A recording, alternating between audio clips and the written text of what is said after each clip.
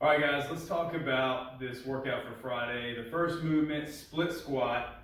So I'm going to show you some different variations that we can do with that. Split squat, you're going to be in a split stance position.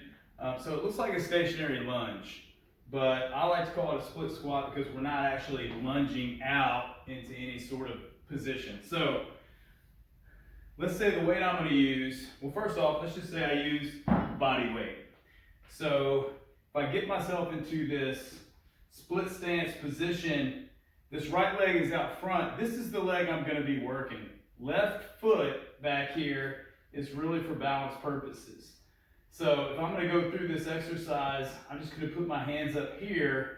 I'm going to drive this opposite knee into the ground. You can see this thigh is getting parallel to the ground, and then I'm going to drive back up. So I'm working into right quad, right glute, and driving back up.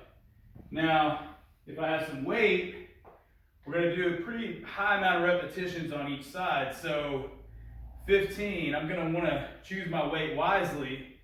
So let's say I go other side here, left. I'm going to get just the weights at my side, nice tall spine, eyes out to the horizon, keeping my spine in a good position, and I drive back up.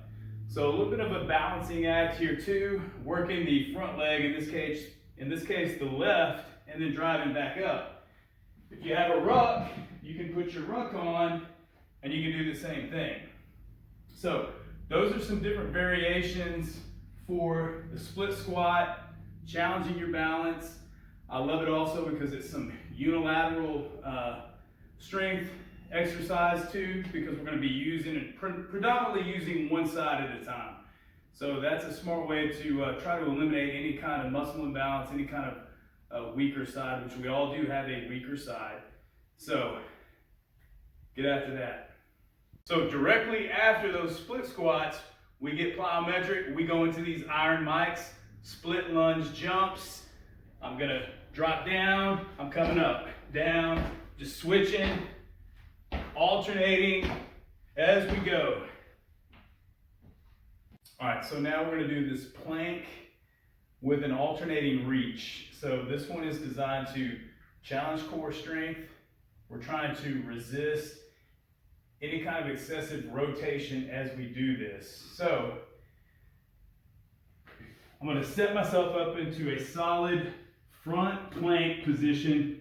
You can see I've set this object out just a little bit in front that I'm going to have to reach towards. So I'm going to go from 4 points of contact from this normal plank position. You can see I have my feet maybe about shoulder width apart just to give me some foundation. And then from here, I'm nice and tight through my abdomen, core is engaged like somebody's going to punch me in the stomach, and I'm going to reach. 1, 2, 3, and then I'll take that up to the required amount of repetitions, and you can see that's my tempo. We're not going to rush through this. I'm going to challenge my core. So it's 1, back here, stabilize, 2, 3. Here's what I'm fighting against. See, I'm dipping into this right side. I'm rotating my shoulders and hips. That's not what we want. I want to stay sturdy. I want to keep my imaginary belt buckle in line with the ground. Try not to get too fast because it's going to start hurting a little bit, but just invite that pain in. All right, guys, straight leg sit up, just like it sounds. Have my legs out straight, under control. I'm coming to the ground. Hands touch above my head. Hands touch in between my feet. Under control, back down, back up. All right, so here I am hanging from my pull-up bar. I'm squeezing my pull-up bar tight, working my grip strength.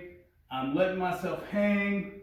This is good for my shoulders. It's decompressing my spine, which is good for my spine.